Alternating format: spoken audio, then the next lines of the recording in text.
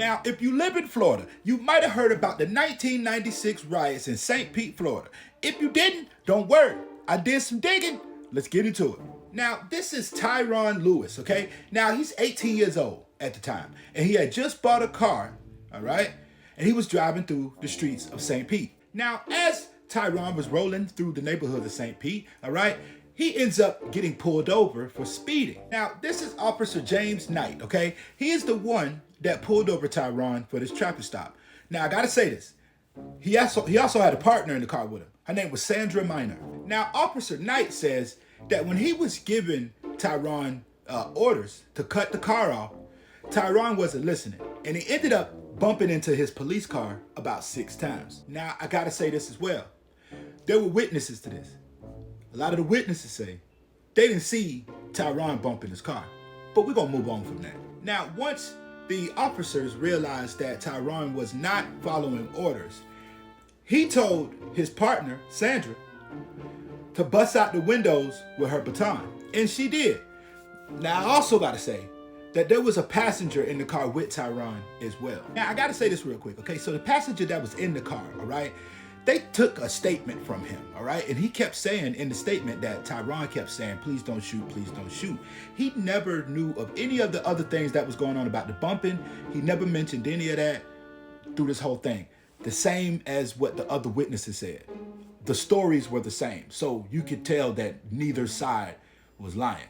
Okay, now, at the traffic stop, okay, the police officer said that when he was in the front of the car after the partner bust out the window, the other officer went toward the front of the car and said that Tyron tried to run him over with the car. And when he did, he fired 3 shots. Now, the 3 shots end up hitting Tyron in the arm twice and 1 time in the chest, and he ended up passing away on the scene. Now, shortly after all of this happened, okay, a little mob started to form, okay? And they wanted some answers. They wanted to know what happened, okay? Because witnesses were in part of this mob, okay? Saying like, look, what they did wasn't right. We need to go to the police station. We need to ask some questions. And that's exactly what they did. But when they got to the police station, didn't go that well. Now, to be honest, the police, they really want to deal with this right now because they got to try to, get their story straight or whatnot. But the mob ain't waiting. We need to know now or things about to get a little bit crazy.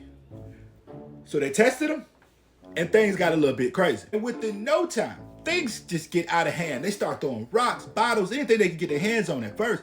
But then, when the police bring in enforcements, all right, they start setting stuff on fire. And I'm talking about like everything. Buildings, homes, cars, police tanks, whatever they could get their hands on to burn down and tear down. This mob did it. Now, the initial riot started earlier in the day, but as the nighttime came, things slowed down for a smidget. They said for like an hour.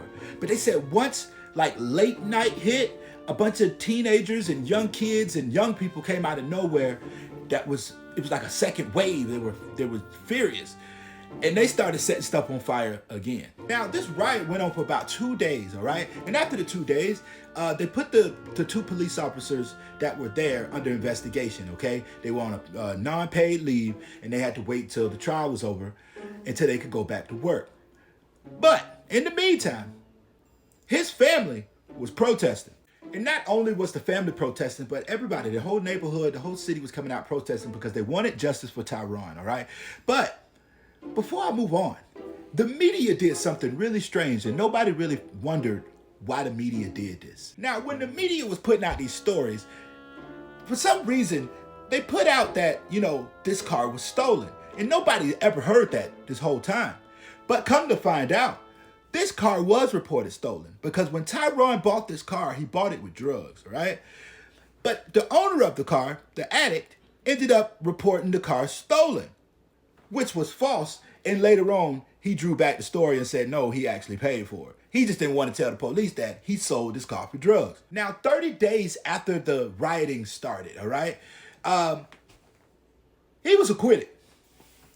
Him and his partner. No charges, no nothing. They said the shooting was justified and they acted as a police officer. And you already know what that means. People was pissed because another riot broke out again. But this time, it was way, worse. Now this time around, it was double the damage. They burned even more buildings in the city through, I think they call it Midtown. All right, I think it was in St. Pete, and they called it the Midtown area. All right, but they built a lot more. They burned a lot more buildings, and they created a lot more chaos for the city. And this happened for a couple more days. Now, before I get out of here, all right, with this is the cop years later. Okay, he ends up getting arrested for DUI and ends up going to jail. And when he went to jail, the police chief at the time said, look, James Knight has been with our department for over 30 years. We're going to look into it, but we're going to try to see if we can get him some help because he needs help. And also, I want to slide this in too as well. Some of the articles that you read, they say his name is Jim Knight, okay? But all the later stuff of this guy, his name's James Knight. And I believe when he was going through the years, the decades, he realized that he was getting heckled a lot because people knew his name was Jim Knight. And I think he changed his name to James Knight.